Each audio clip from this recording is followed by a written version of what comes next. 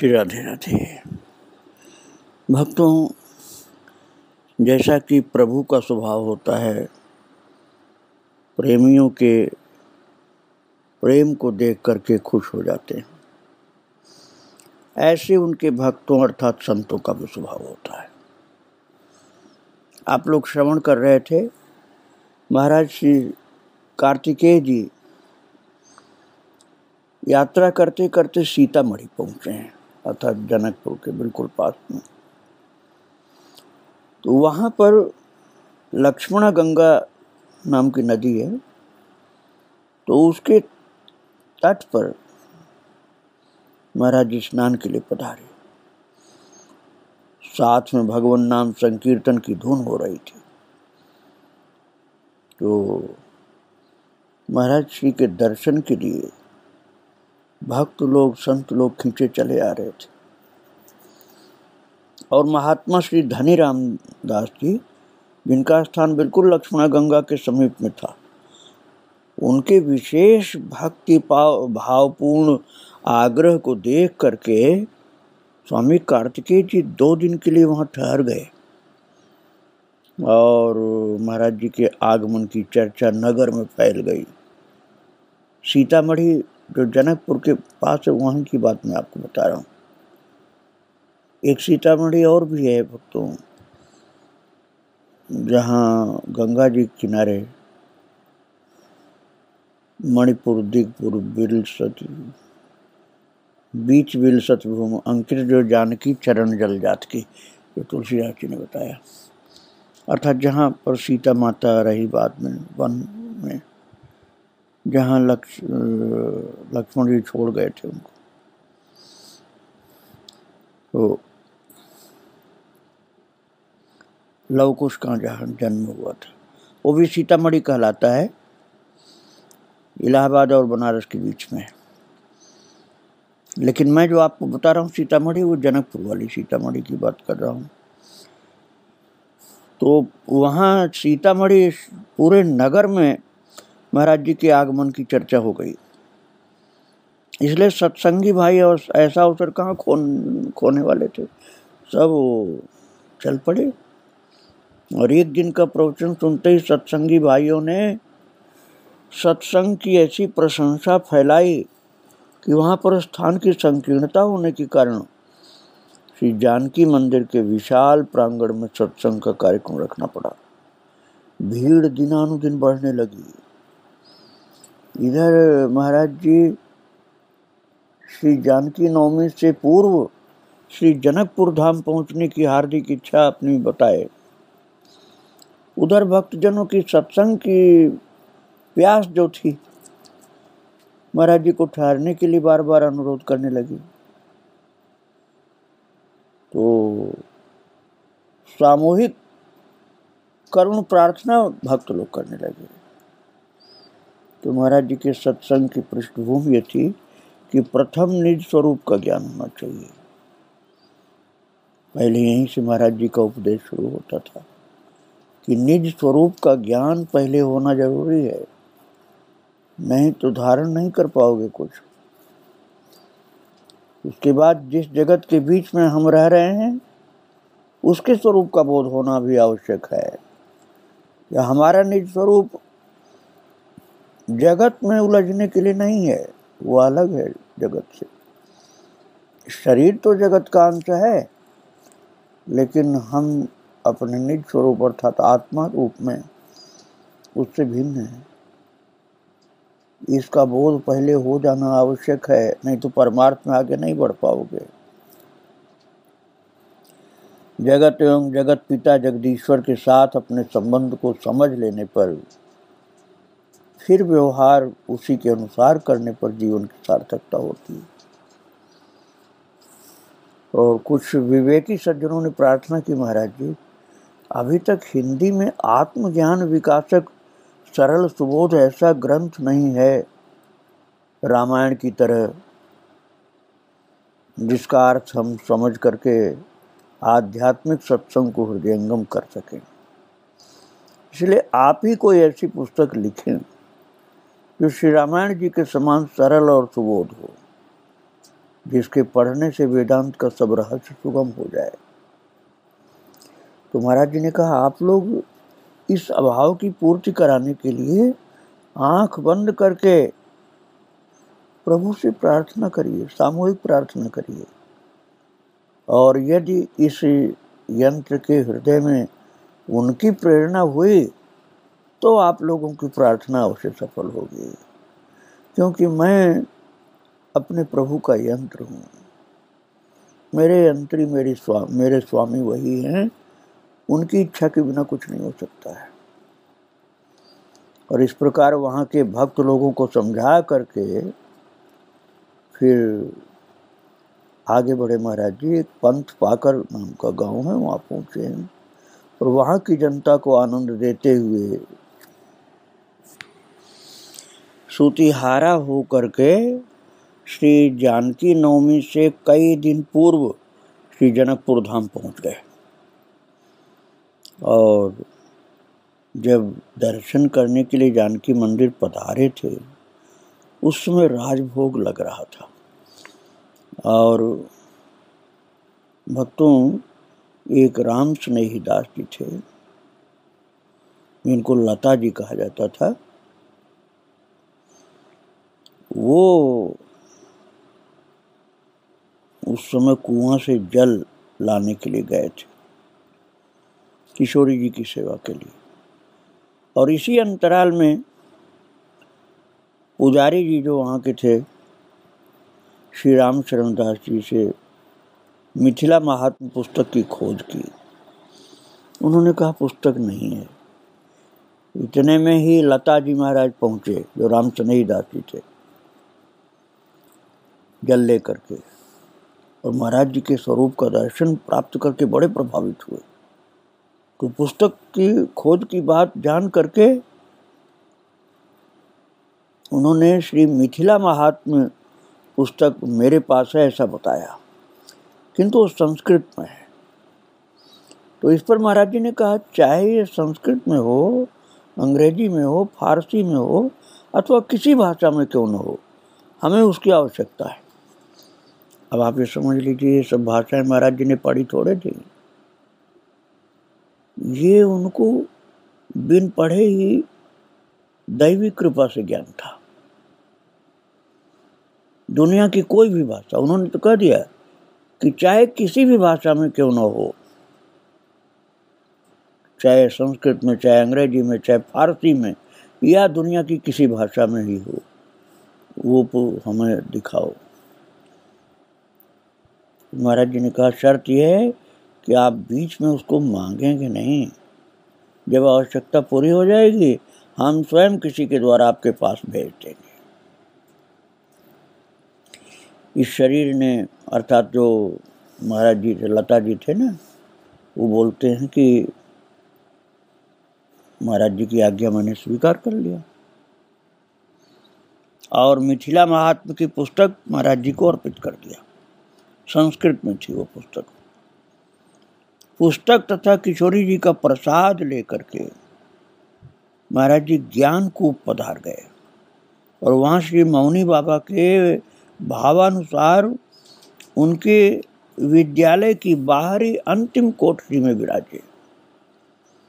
ज्ञानकूप पहुँचते ही सीतामढ़ी के भक्तों की प्रार्थना स्मरण हो आई कि महाराज जी कुछ लिखें जिससे आत्मा के विषय में भी ज्ञान हो, नहीं तो अज्ञानी रह जाते हैं साधारण साधक। तो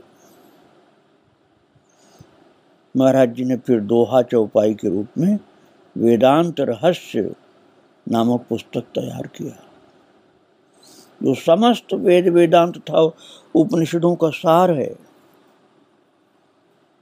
जैसे रामायण के द्वारा राम जी के चरित्र का ज्ञान होता है, ऐसे श्री कार्तिकेय जी की पुस्तक जो वेदांत रहस्य लिखी गई, उसके द्वारा वेद वेदांत उपनिषद आदि का ज्ञान होता है, अर्थात आत्मस्वरूप का ज्ञान होता है। और उसी समय धाम के प्रभाव से प्रभावित गुरुदेव द्वारा रहस्य रत्न की रचना भी बीच बीच में होती रही, जिनमें किशोरी जी के जन्मोत्सव, बधाई के पद, धाम का परत्व, श्री जनकपुर वासियों के स्वरूप तथा किशोरी जी की महिमा एवं उनकी स्वानुभूत लीलाओं का वर्णन है। ज्येष्ठ मास में स्वतंत्र रूप से मिथिला जी की 84 कोसी परिक्रमा भी महाराज जी ने की और वापस आने पर सायंकाल ज्ञान कूप पर दैनिक सत्संग एवं विश्व कल्याण की प्रार्थना का कार्यक्रम प्रारंभ हुआ। तो महाराज जो राम स्नेही दास थे वहीं के रहने वाले संत, जिनको लता जी कहा जाता था, सखी के रूप में उनको लता जी कहा जाता था, बहुत अच्छे संत थे, वो स्वामी कार्तिकेय जी के चरणों के भक्त हो गए। कुछ दिन पश्चात महाराज जी के मुख से निकली हुई वो बात श्रवण गोचर हुई कि यहाँ के सभी संत सिद्ध हैं, अतः सत्संग में क्यों आए। किसी ने कहा था महाराज संत लोग यहाँ के सब नहीं पधारे, तो महाराज जी ने देखो उनका आप विचार देखिए, सुनिए आप। साधारण आदमी होता तो कहता है, एक विद्वान के मुंह से हमने सुना था, नाम नहीं मैं बताऊंगा आपको, किसी जगह श्रोता कम है तो बोले कि यहाँ के लोग अभागे हैं जो नहीं आ रहे।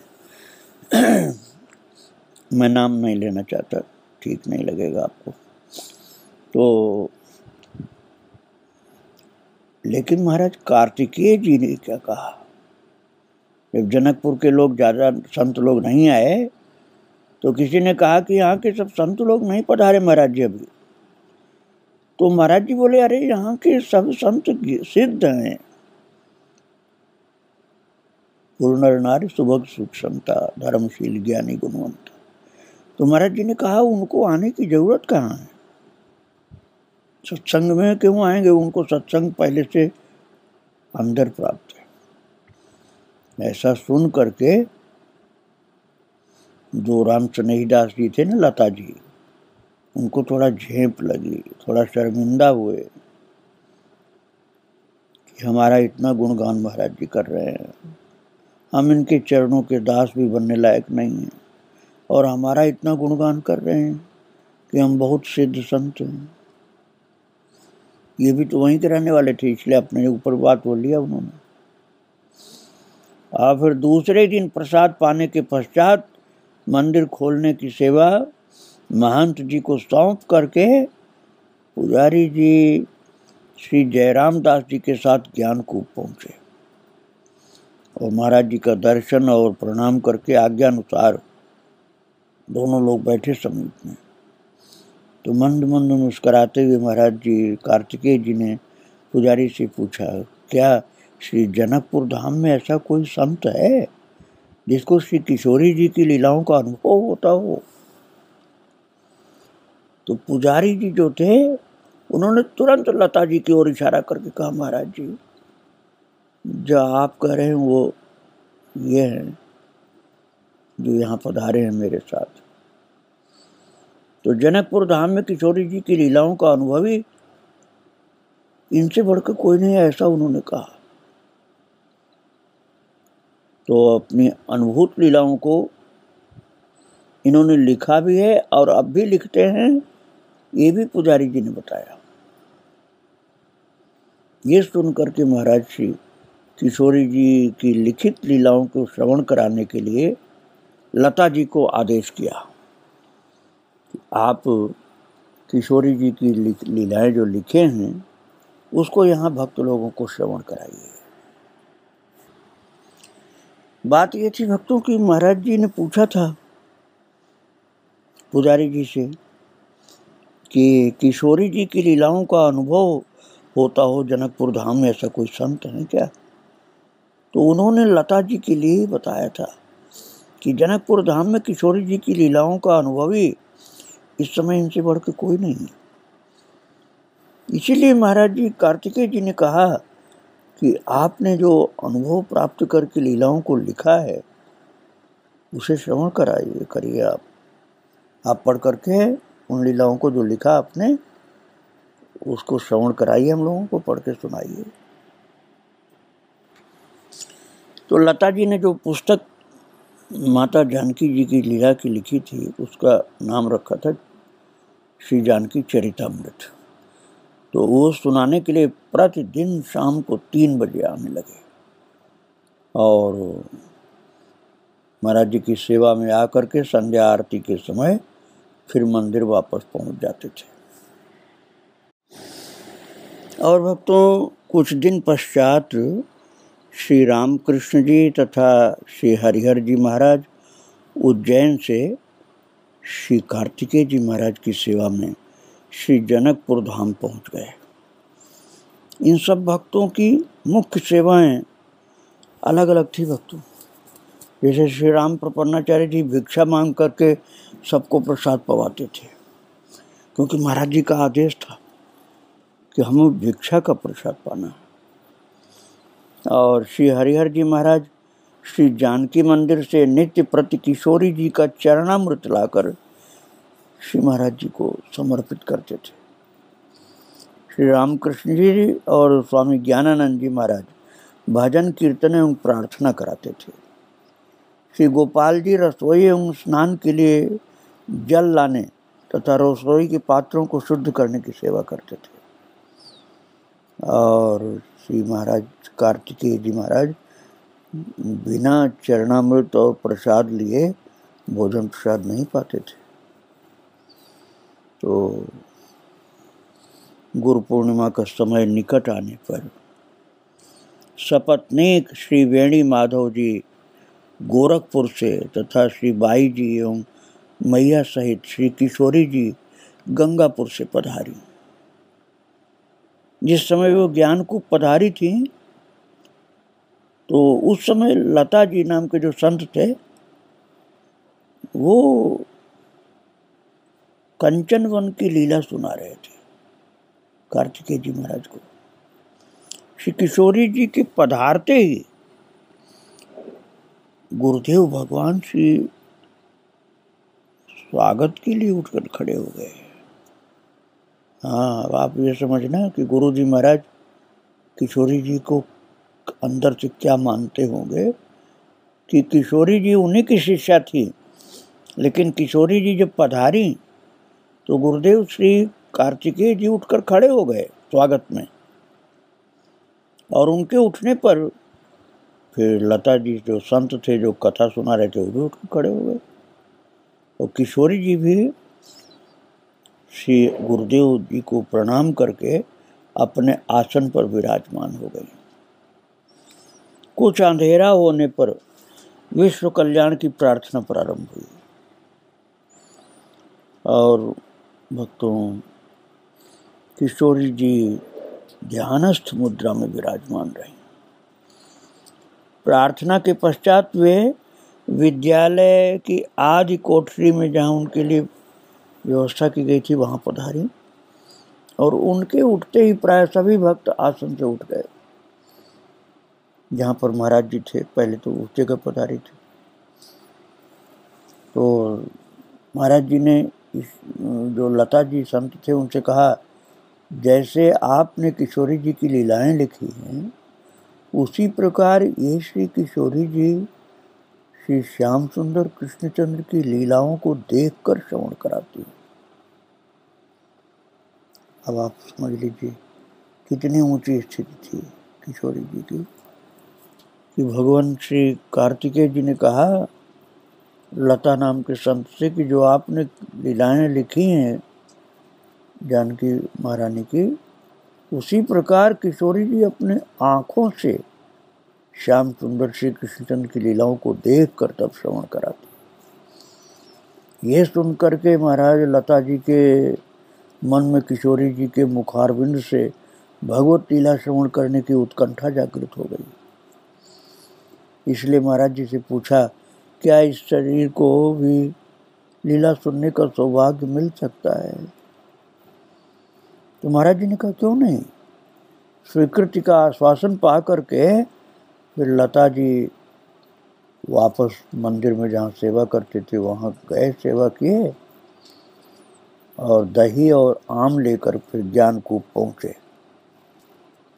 और उस दिन किशोरी जी का केवल ध्यानस्थ मुद्रा में ही दर्शन हुआ, उनके नेत्र खुले ही नहीं और शरीर बिल्कुल अडिग रहता था चट्टान की तरह। और अपनी मुख्य सेवा का समय निकट आने पर लता जी फिर मंदिर चले गए, क्योंकि वहाँ की सेवा थी उनकी। और चलते समय स्वामी कार्तिकेय जी ने कहा, कल अवश्य लीला श्रवण करने को मिलेगी। महाराज जी को किशोरी जी के विषय में सब ज्ञान था, क्योंकि वो गुरुदेव थे उनके। तीसरे दिन जब संत लता जी पहुँचे हैं तो स्वामी कार्तिकेय जी के समक्ष श्री किशोरी जी ने जिस ढंग से लीला श्रवण कराने की कृपा की, उसको सुन करके महाराज वो लता जी जो जनकपुर में सबसे अधिक उच्च कोटि के संत माने जाते थे, कि इनको सब राधा सीता मैया का सब चरित्र ज्ञात है, क्योंकि इन्होंने दर्शन किया, तो इसलिए उनकी बहुत प्रसिद्धि थी। तो वो लता जी कह जाते थे। उन्होंने कहा कि किशोरी जी के मुख श्री से जो लीला श्रवण करने को मुझे मिली है, उससे मेरा सारा अभिमान दूर हो गया। नहीं तो मैं बड़े अहंकार में रहता था अपने ज्ञान के विषय में। उन्होंने कहा मेरा सारा अभिमान दूर हो गया और निश्चय हुआ कि कुछ किशोरी जी की लीलाओं के सामने इस शरीर की लीलानुभूति सूर्य के आगे जुगनू की सी है। कारण इस शरीर की अनुभूत सभी लीलाएं सीमित हैं और किशोरी जी की जो अनुभूत लीलाएं हैं वो असीमित हैं। ऐसा विचार करके उनमें श्री राधा स्वरूप की आस्था हो गई। जो जनकपुर के प्रसिद्ध संत थे लता जी, उनको किशोरी जी का दर्शन और उनके मुख से श्रवण की गई लीलाओं का अनुभव होने पर, ज्ञान होने पर, जब अहंकार इनका बिल्कुल खत्म हो गया, तब इस समझ में आ गया कि अरे ये तो स्वयं राधा रानी है।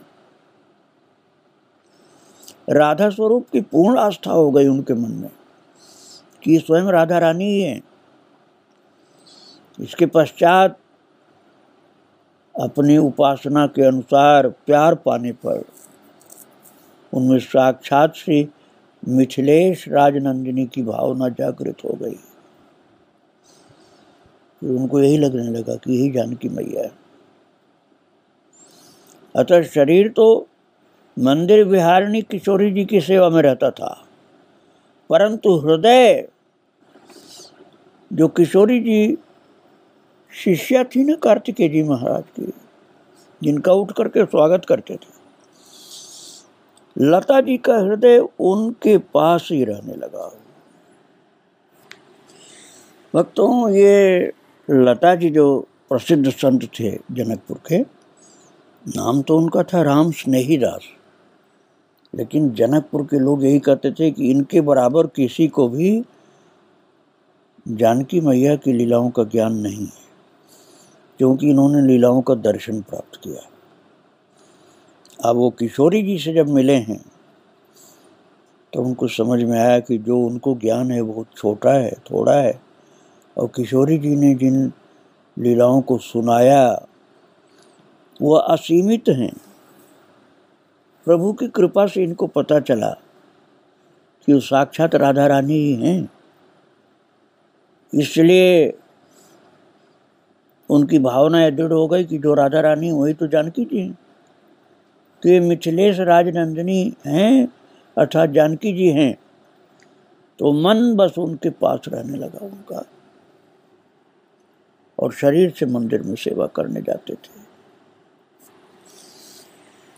और भक्तों, गुरु पूर्णिमा के कुछ दिन बाद जिस समय वर्षा एवं बाढ़ के कारण सर्वत्र जल ही जल दिखाई देता था, ऐसे बाढ़ के समय में कुछ समय में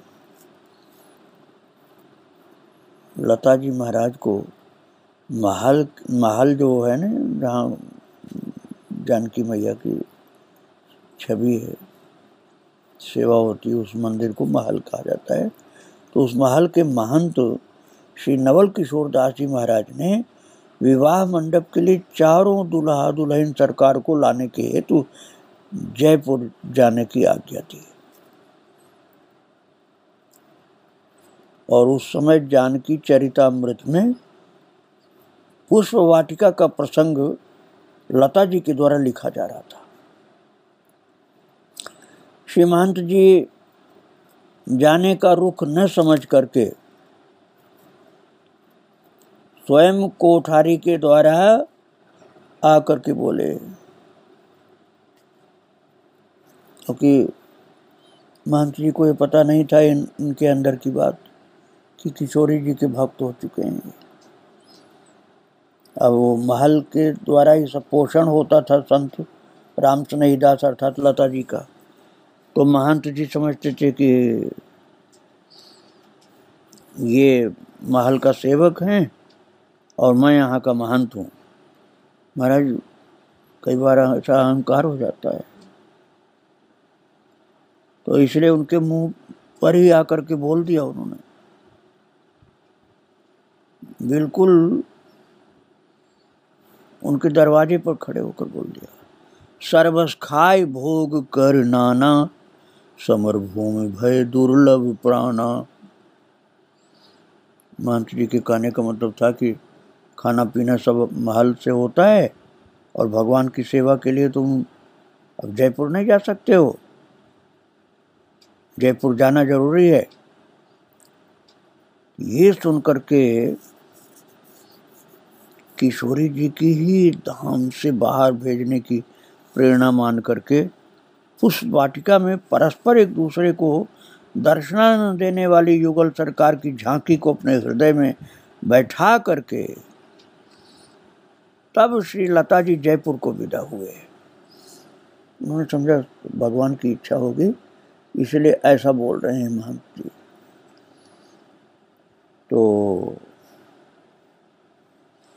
उस समय स्वामी कार्तिकेय जी महाराज और किशोरी जी ज्ञान को ऊपर आ करके अपने लिए बाहर जाने की जो आज्ञा उनको महंत जी की मिली थी ना, उनसे आज्ञा मांग ली कि हमें जाना पड़ेगा जयपुर, और जयपुर से वापस आने पर आपका दर्शन प्राप्त करके मैं फिर आपके चरणों में विराज जाऊंगा।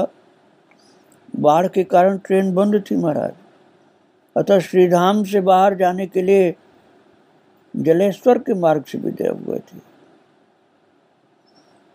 इस संबंध में मैं आपको इन महान भक्तों का चरित्र आगे फिर सुनाऊंगा।